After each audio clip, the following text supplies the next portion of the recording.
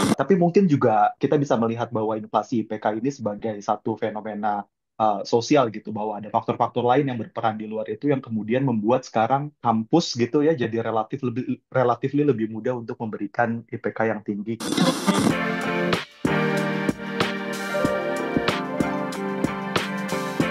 Hai sahabat TCID, kalian sedang mendengarkan podcast Suara Akademia. Ngobrol seru isu terkini bareng akademisi.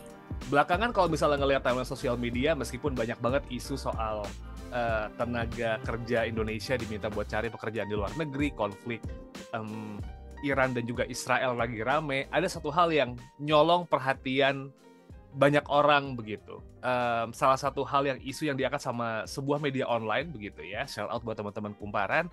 Mereka mengangkat sebuah fenomena yang terjadi belakangan dan ini tuh rame dibahas sama orang-orang yang dalam tanda petik lebih tua begitu. Adanya inflasi IPK nih Sobat TCID. Kalau ngelihat fenomena di tahun 2000-an awal atau mungkin 90-an dengar cerita kakak atau mungkin orang tua, IPK 3,0 tuh sepertinya udah cukup gitu buat nembus pasar lapangan kerja atau dianggap pinter atau dianggap berprestasi.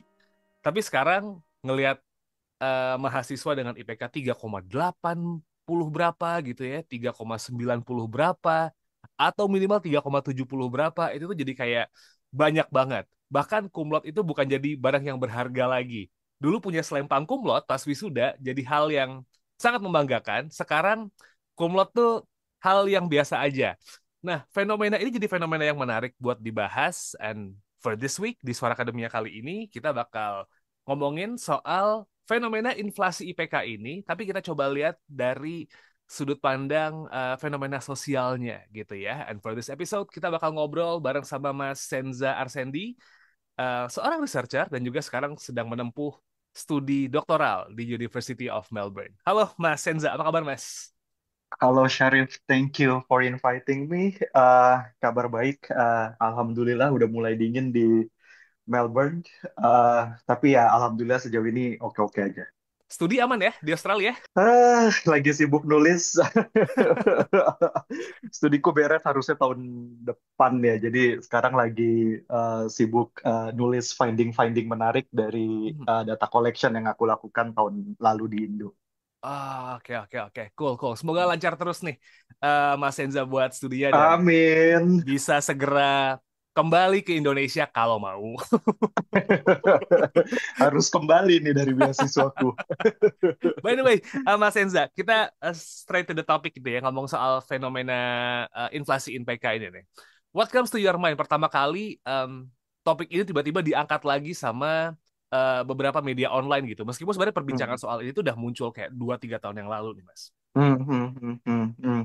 Iya, jadi sebetulnya kayak kalau dari saya melihat, kebetulan saya lulus S1 tuh tahun 2013, jadi udah cukup Hmm. lama gitu ya. Dan back then gitu kalau kita ngomongin soal cum laude gitu, memang yang cum laude itu relatively lebih terbatas dibandingkan uh, anak-anak zaman sekarang gitu, mahasiswa Hmm. zaman sekarang gitu.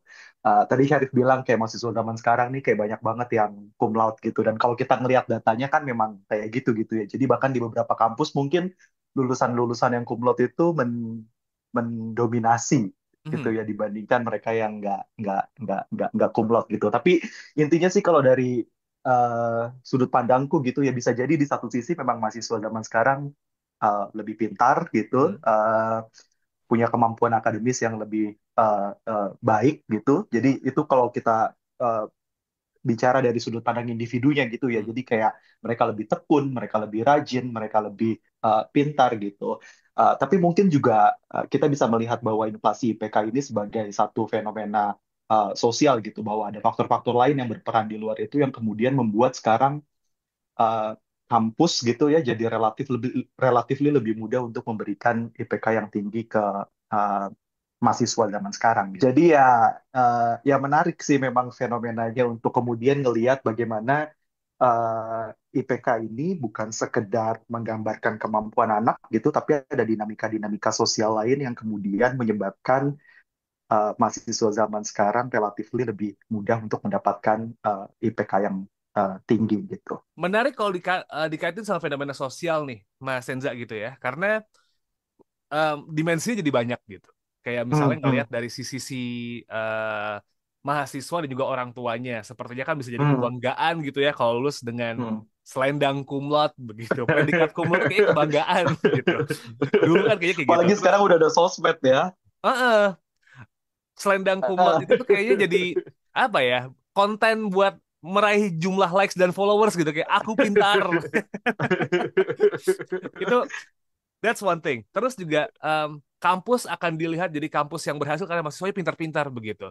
Fenomena sosial Hmm, apa sih Mas hmm. yang bisa ditangkap dari kejadian inflasi IPK ini nih, fenomena inflasi IPK ini nih, Mas? Iya, mungkin kalau kita lihat dari sisi mahasiswanya gitu ya, kayak ada istilah namanya numeric capital gitu, di mana kayak apa namanya bukan sekedar education degree gitu, bukan sekedar education qualification yang kemudian itu nanti menentukan posisi sosial kita, bargaining position kita di labor market gitu, tapi juga kayak hal-hal yang sifatnya numerik gitu, kayak IPK kita berapa itu juga penting untuk kemudian membantu kita masuk ke labor market gitu. Atau mungkin kalau misalnya dalam konteks sosial media gitu ya, lulus cum laude kan kelihatan sekarang kayak ya pasti jadi jauh lebih keren gitu. Jadi Ya, kalau kita ngelihat dari apa namanya sisi di level individunya gitu, kayak individu-individu yang sekarang punya IPK tinggi, lulus dengan status cum laude gitu, mereka punya uh, numeric capital gitu. Uh, nah, tapi kalau kita lihat dari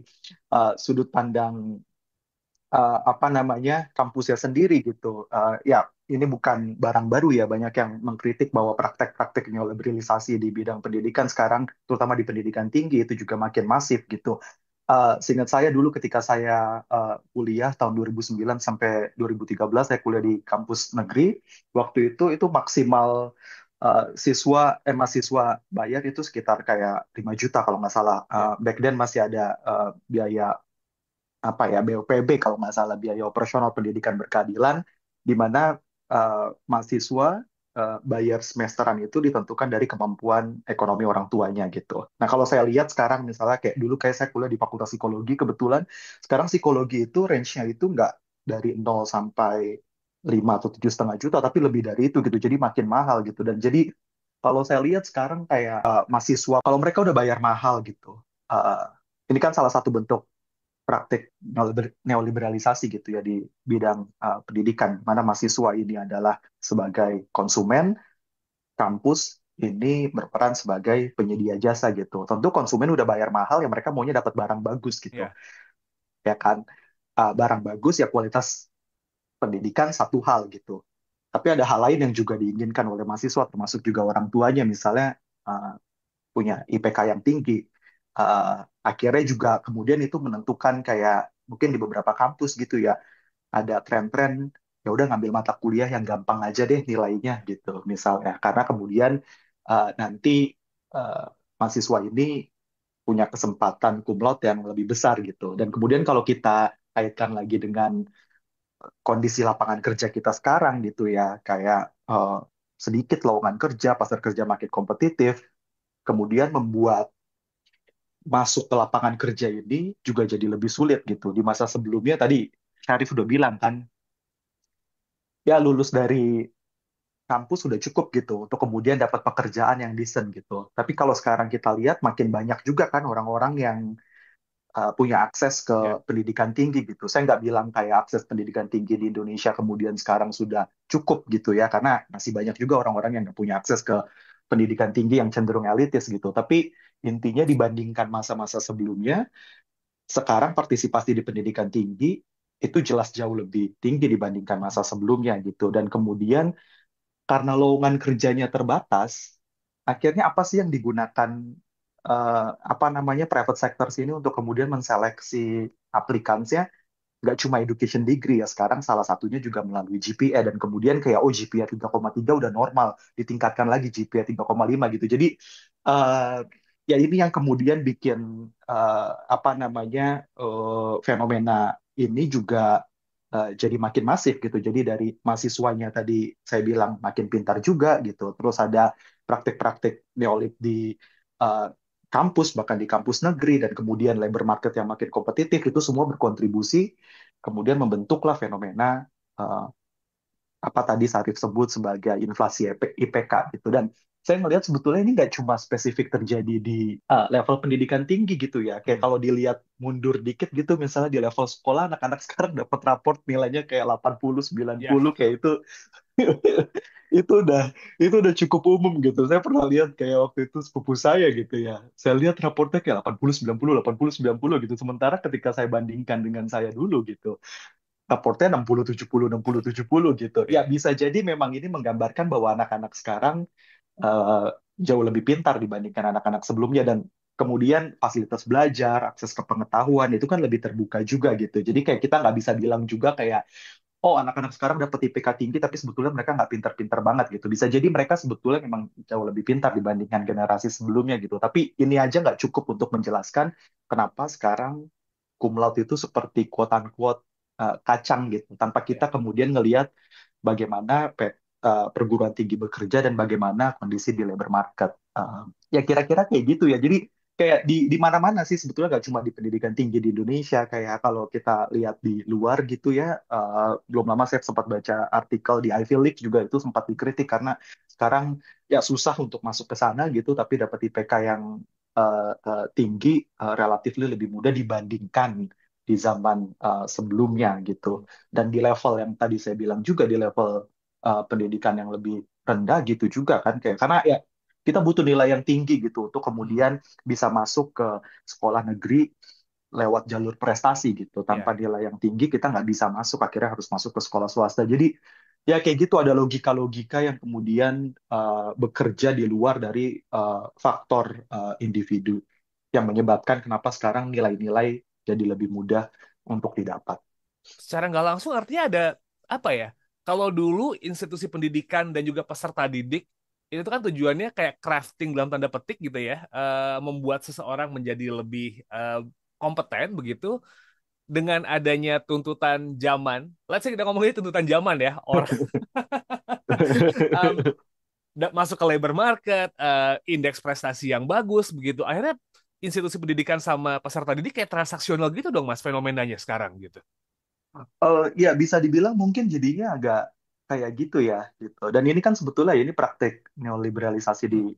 pendidikan juga ya. Saya ingat eh, bahkan di zaman saya dulu kan kayak ada praktik-praktik yang sebetulnya mungkin lebih umum terjadi di swasta, tapi itu juga dilakukan di apa namanya di institusi pendidikan kita gitu. Jadi Hmm. kayak kita evaluasi dosen kita gitu. Eh, Ya, tentu salah satu apa namanya pertimbangan mahasiswa adalah ya sejauh mana dosen ini ya kualitas mengajarnya oke apa enggak, tapi di sisi Hmm. lain juga sejauh mana ini kemudian mata kuliah ini memungkinkan mereka untuk dapat nilai bagus gitu. Ini kan Ya. sebetulnya kayak logika logika yang bisa dipahami gitu ya. Ketika kita Hmm. udah bayar gitu ya, ya kita mau kita dapat barang yang bagus dong Betul. gitu. Dan praktik-praktik kayak gini sebetulnya ya kejadian juga gitu.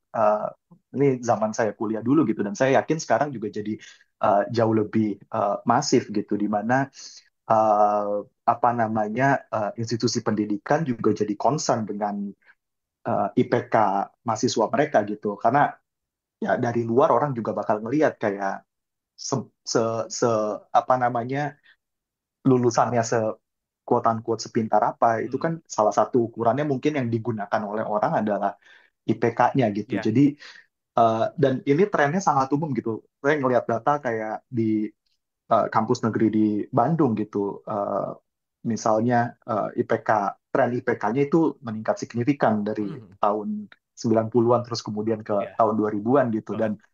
uh, dan ini kejadian nggak cuma kayak di satu kampus, tapi di beberapa kampus. Bahkan data nasional itu juga nunjukin, nanti mungkin bisa dicek lagi, uh, sekarang tuh rata-rata IPK nasional gitu ya, di level nasional itu kisarannya ada di sekitar 3,3 gitu. Hmm. Uh, Antara lulus dari kampus swasta, gabungan antara mereka yang lulus dari kampus swasta termasuk juga kampus negeri gitu. Jadi ya iya, IPK 3 doang itu sekarang mungkin jadinya kayak kecil banget gitu Betul. ya. Karena banyak banget yang cum laude gitu. Ya. Fenomenanya jadi menarik kalau misalnya kita sekarang bahas dari sisi lulusan yang akhirnya mendapatkan gelar cum laude atau mungkin IPK-nya tinggi nih. Hmm. Bukan bermaksud buat ngiri ya, karena Hmm. mungkin Mas Enza dan aku tuh lulusan yang ada muncul di tahun 2013 sampai 2015 gitu. Itu kayaknya masih periode-periode Kita udah tua. sus periode-periode susah banget buat dapat 3, nggak lulus di 3,51 aja yang standar minimal cum laude itu deg-degan gitu buat beberapa Mm-mm. orang. Ini kan ada sebuah tren yang dalam tanda petik jadi bahan omongan yang dengan tone negatif nih Mas Henza gitu. Ini IPK-nya tinggi tapi kompetensinya bakal jadi diragukan karena apa ya? Murah banget gitu. Kampus atau mungkin Mm. dosen memberikan nilai dan justru malah makin membuat sulit mahasiswa ini tuh masuk dunia kerja karena dicap nih, orang sekarang lulusan IPK-nya tinggi doang nih, tapi kompetensinya nggak ada. Nah, Mas Enza ngelihat akhirnya ya setelah mereka lulus dan kondisi market tenaga kerja sekarang gimana nih Mas Enza? Fenomena kayak gini nih Mas. Iya, ya sebetulnya sudut pandang kayak gitu pasti agak agak umum ya. Tapi memang kita juga harus agak lebih hati-hati, terutama ketika misalnya itu datangnya dari apa namanya sisi pemberi kerja gitu ya. Karena pandangan-pandangan kayak gini juga kadang kerap jadi justifikasi untuk kemudian kayak membayar pekerja dengan upah yang Iya, rendah gitu. Jadi sebetulnya kalau dari sisi sisi apa namanya pasar kerjanya sendiri kan ya lowongannya sekarang relatively lebih terbatas gitu ya. iya, Jadi jelas mahasiswa pasti punya berbagai macam cara untuk kemudian bisa masuk ke pasar kerja yang kompetitif ini. Salah satunya misalnya dengan punya IPK yang tinggi gitu. Tapi kemudian sekarang kan nggak cuma mahasiswa punya IPK yang tinggi. Nggak cuma kita lihat kayak IPK-nya tinggi, tapi jumlah mahasiswa yang mendaftar untuk satu pekerjaan itu juga jadi jauh lebih banyak untuk posisi kerja yang mungkin relatively lebih uh, sedikit gitu ya. Nah, uh, kalau dari saya sih sebetulnya ya ini balik lagi tadi kalau misalnya ada private sectors gitu kemudian kayak mandang kayak gitu itu memang jadinya harus agak hati-hati karena itu kemudian bisa jadi justifikasi untuk kemudian mereka membayar apa namanya upah yang murah gitu. Yang perlu jadi bahan concern kita adalah ini sekarang nih mahasiswa nggak cuma punya IPK tinggi tapi kayak mereka akhirnya dituntut untuk kemudian punya pengalaman internship iya, gitu, punya pengalaman fellowship, punya pengalaman conference ke luar negeri gitu untuk kemudian dapetin satu pekerjaan yang di masa sebelumnya gitu itu bahkan yang penting cuma degree S1 doang gitu, nggak iya. perlu macam-macam, nggak perlu punya kemampuan bahasa Inggris. Kadang kayak ada lowongan gitu ya kerjanya sama sekali nggak menuntut kemampuan bahasa Inggris yang oke, tapi kemudian salah satu syaratnya adalah ya karena tadi kayak makin banyak lulusan kampus yang mau daftar kerja yang butuh kerjaan gitu, jadi kayak syaratnya dibikin macam-macam gitu. Dan ini kan suka suka jadi bahan lelucon gitu ya, kayak Iya. bahan bercandaan kayak alah kerja misalnya gaji UMR tapi kok eh, apa kualifikasinya requirement-nya kok banyak Spek, banget gitu. Jadi spek sebetulnya dewa ya. kayak betul spek dewa. Jadi kerjaan spek apa ya sebutannya ya kerjaan spek yang bahkan barangkali eh, bisa dilakukan oleh anak-anak tanpa S1 gitu. Sekarang mereka butuh apa butuh mahasiswa dengan gelar S1, IPK cum laude, kemampuan bahasa Inggris, pengalaman internship, macam-macam gitu, Iya, ya untuk kemudian ngisi posisi ini gitu. Jadi uh, ya ini sebetulnya bisa juga ngerugiin mahasiswa dan lagi-lagi ini juga bisa sekedar kayak menguntungkan apa namanya labor market gitu. Jadi kalau saya sih agak lebih hati-hati untuk kemudian eh, percaya bahwa eh, apa mahasiswa sekarang itu sebetulnya nggak punya skills gitu. Itu kayaknya satu hal yang kayak perlu dikritisi dan perlu apa namanya ya tidak diterima begitu saja gitu. mhm. Maksudnya mereka kuliah dengan kurikulum yang kurang lebih disesuaikan, tapi job market selalu bilang kayak mereka nggak punya skill gitu. Artinya memang neoliberalisme dengan ya agian gitu ya dengan fenomena sosial yang tadi kita bahas gitu mas soal numbers gitu ya. Terus Mhm. juga status sosial yang mungkin juga dikejar dari mahasiswa dan juga orang tua gitu dengan IPK bagus. Itu Hmm. ujung-ujungnya perusahaan-perusahaan dan juga private sector sih mikirnya wah bisa nih kita nyari orang yang benar-benar kompeten, kita bayar murah, ujung-ujungnya malah membahayakan masyarakat itu sendiri dong ya, especially di dunia pekerjaan ya. Betul, betul. Jadi, nah ini makanya kalau kita lagi ngomongin soal fenomena seperti ini kita nggak bisa ngelihat dari aspek-aspek sektoral gitu ya. Kayak, oh pendidikannya harus kayak gini gitu. Karena kayak Hmm, ini, karena kita ngomongin soal cuma kayak inflasi IPK, maka ya udah ini tanggung jawab, apa namanya, tanggung jawab pendidikan aja gitu. Mereka yang hmm, berwenang di isu pendidikan yang kemudian bisa bikin solusi untuk mengatasi isu ini gitu. Tapi kalau saya lihat ini kan sebetulnya isunya juga labor market makin kompetitif gitu. Kenapa labor market makin kompetitif ya, karena nggak ada pasar kerja, nggak ada lowongan kerja gitu. Sekarang banyak kerjaan-kerjaan yang hilang, kerja-kerja juga lebih prekarius sekarang gitu. Jadi sebetulnya ini juga perlu diintervensi gitu. Jadi kayak harus ada lapangan kerja gitu. Pasar kerja juga harus dituntut untuk kemudian bisa memberikan pekerjaan-pekerjaan yang layak gitu. Tentu kita sama-sama percaya bahwa orang lepas dari pendidikannya gitu, gelar pendidikannya, as long as mereka punya keahlian, lepas dari IPK-nya, mereka butuh sebetulnya kerjaan-kerjaan yang layak gitu. Nah, hmm. tapi kan sekarang kondisinya ini kebalik gitu ya. Jadi kondisinya itu kayak lo harus punya IPK yang tinggi banget, cum Yes. laude gitu. Lo harus punya pengalaman internship, lo harus punya kemampuan bahasa Inggris yang bagus untuk kemudian dapat pekerjaan gitu. Nah, ini logikanya juga nggak bisa kayak gini gitu. Karena kemudian nanti jadi timpang gitu. Bebannya hanya ada di mahasiswa Ya, gitu. Karena mereka harus kemudian dituntut, ya itu apa namanya, mengembangkan diri. Bahkan kan sekarang belajar di kampus saja nggak cukup, mereka harus betul. ikut bootcamp A, bootcamp B gitu ya untuk dapat pekerjaan. Saya ingat dulu ketika saya melamar kerja ya saya nggak punya pengalaman internship selain pengalaman internship wajib dari kampus gitu. Ya, Tapi ya bisa-bisa aja diterima kerja gitu.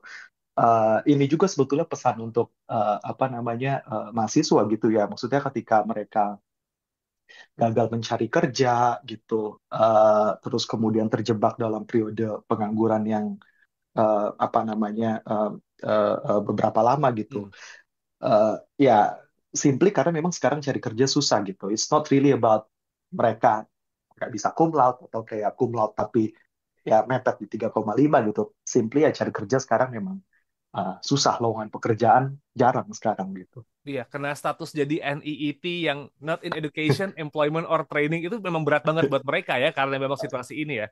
Nah, Mas Enza, next questions adalah fenomena ini kan sepertinya susah buat dibendung nih inflasi IPK ini gitu karena ya kalau misalnya ditarik ke pendidikan yang let's say nggak di universitas gitu ya, orang tua bangga banget sekarang ngelihat anak yang naik kelas cenderung lebih gampang. Bukan dibilang kayak Hmm, pasti naik kelas tapi cenderung lebih gampang gitu. Akhirnya hmm, ngefek ke hmm, pendidikan tinggi yang lulus tuh hmm. dengan IPK 3,30-an itu jadi hal yang wajar. Bahkan ada beberapa kampus yang rata-rata lulusannya memang kumlot begitu.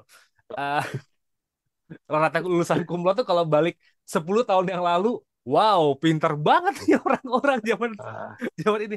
Em, tapi kalau misalnya memang fenomena ini tidak berhenti gitu ya Mas ya. Let's say inflasi IPK ini statis di sini terus. Sedangkan job market kita ngelihat sekarang udah deg-degan gitu ya sampai Menteri P2MI bilang udahlah cari kerja di luar negeri aja gitu. dan Indonesia itu bertolak belakang dengan janji beliau di awal yang katanya bakal buka lapangan kerja banyak kan uh-uh. sebetulnya. Dan berlawanan dengan menteri yang lain yang bilang nasionalismemu di mana cari kerja di luar negeri gitu. Iya, iya, iya. Ah, situasinya tricky banget nih sekarang Mas Enza gitu. Kalau misalnya ini nggak stop, what will happen gitu? Bahaya besar apa yang bakal muncul dan possibly muncul gitu? Kalau misalnya memang ini nggak stop, sedangkan private sector sepertinya jadi apa ya? Jadi pihak yang paling diuntungkan karena yeay lulusanku banyak sekali yang qualified tapi mau dibayar murah nih gitu. What will happen nih?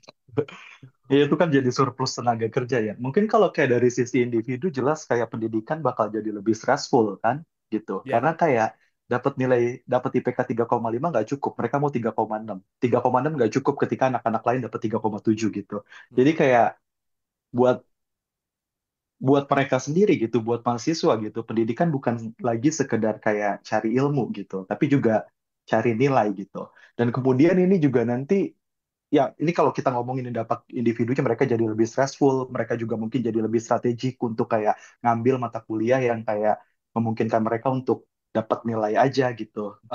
Walaupun not necessarily mereka tertarik di mata kuliah itu gitu kan. Jadi ini sebetulnya fenomena ini juga eh, di sisi individu ya akan merugikan mereka gitu. Dan ketika mereka lulus, cari kerja ya makin susah gitu kan. Kayak eh, Karena gini, kalau cum laude itu udah jadi cukup umum gitu ya. Anak-anak pada umumnya gitu, mahasiswa dapat IPK 3,5, 3,7. Kan kita harus cari pembeda nih sebagai Ya, aplikan kan. Kita harus cari pembeda nih, apa yang ngebedain kita dengan anak-anak lain gitu. eh Ya itu, kemudian nanti kayak tuntutannya lagi-lagi ada di mahasiswanya gitu, harus mhm. mengembangkan diri, harus ikut bootcamp A, bootcamp B, harus apa namanya, punya gelar master gitu, yang sebetulnya kayak bahkan pekerjaannya bisa jadi kayak itu cuma butuh uh, mahasiswa dengan kualifikasi S1 gitu ya. Saya ngerasa sih ini nanti kemudian dampaknya di mereka sendiri gitu. Kayak ada juga fenomena nih kalau kita ngomongin IPK inflation kan sebetulnya kayak fokusnya di GPA, tapi juga ada juga di green inflation gitu. Kayak, oh sekarang S1 udah terlalu banyak gitu. Walaupun Ya, kalau kita lihat data nasional masih cukup sedikit ya partisipasi eh, apa namanya, orang-orang Indonesia di pendidikan tinggi gitu. Tapi bukan tidak mungkin ke depannya gitu kerjaan-kerjaan yang sebetulnya cuma butuh S1 sekarang meningkat jadi S2. S2-nya juga bisa jadi yang sebetulnya kayak di dalam negeri oke-oke aja, nanti ada syarat kayak S2-nya harus di luar negeri karena butuh kemampuan bahasa Inggris gitu. Jadi sebetulnya fenomena ini di jangka panjang atau ya sebetulnya di jangka pendek juga udah kelihatan ini sebetulnya bakal merugikan mahasiswanya sendiri gitu. Eh, dan saya rasa ya apa namanya, untuk kemudian bisa mengatasi ini, ya itu tadi saya bilang karena problemnya ada di labor marketnya juga. Jadi ya pasar kerja juga harus kerja-kerjaan juga harus ditambah gitu. so ya, ini menarik banget buat ngebahas soal inflasi IPK ini karena apa ya? Ini bukan cuma soal IPK yang naik gitu ya, atau mungkin kampus dari sudut pendidikan mungkin iya it's one problem gitu. Kok bisa nilainya murah, tapi kita berbicara ke kehidupan setelah kampus. Kita Hmm, tahu private sector ya, dan sebenarnya ada tulisan Mas Senza di The Conversation Indonesia yang menarik nih buat dibaca, kayak fenomena ordal gitu ya Mas Senza ya. hmm, Terus hmm, juga hmm, em, kalau aku nggak salah tuh kayak tantangan karirnya juga banyak banget karena gelar aja sekarang nggak cukup gitu. Artinya memang hmm, kalau hmm. misalnya kita ngelihat ngelihat pathway-nya dari yang lulus S1 pengen kerja, tantangannya tuh justru malah setelah mereka dapat ijazah ya Mas Senza ya, dan itu udah dibahas di artikel itu ya. Iya betul. Jadi kalau misalnya kalau dari apa namanya, apa yang saya baca, apa yang saya riset gitu, kayak ya sekarang dapat kerja nggak cukup kayak IPK tinggi gitu, kan? Kita harus punya orang dalam juga Hmm, gitu. Eh, karena ya sebetulnya logikanya sih gampang dipahami gitu ya. Banyak banget nih pelamar kerja gitu kan. ya. Nah, private sectors kemudian juga mereka lebih memilih untuk rely ke orang dalam mereka gitu yang bisa merekomendasikan kayak siapa ya kira-kira bakal direkrut gitu. Mhm, Karena it's impossible for them untuk merekrut dari ratusan ribuan pelamar ya. kerja. eh Ya iya, kayak waktunya nggak cukup, nggak efisien juga, dan bisa jadi orang yang mereka rekrut juga sebetulnya nggak quote unquote gitu kayak sesuai dengan requirement mereka gitu. Jadi kayak ya itu tadi balik lagi sih, kayak menurut saya ketika dapat cum laude itu sekarang jadi jauh lebih mudah, pasti entry requirement untuk masuk ke labor market itu juga jadi makin kompleks gitu, jadi makin lebih ribet, dan salah satunya juga harus bergantung ke orang dalam. Yang punya adik mahasiswa yang lagi kuliah dengerin ini, well, ini it's not on you ya, gitu. Maksudnya, Eh, ya IPK tinggi, it's a good things, gitu. Cuman, ya, habis ini job market lumayan sadis, jadi brace yourself, gitu. Siap, apa namanya, siapin tenaga yang kuat dan juga strategi yang pas.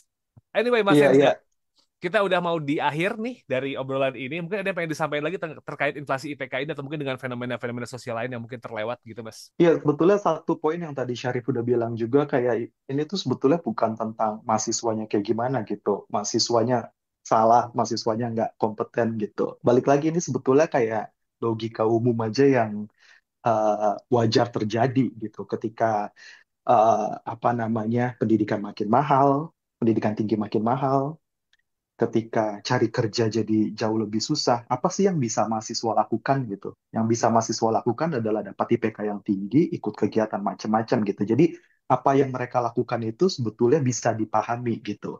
Dan yang perlu juga digarisbawahi adalah mereka ini kemudian bisa jadi korban juga sebetulnya gitu.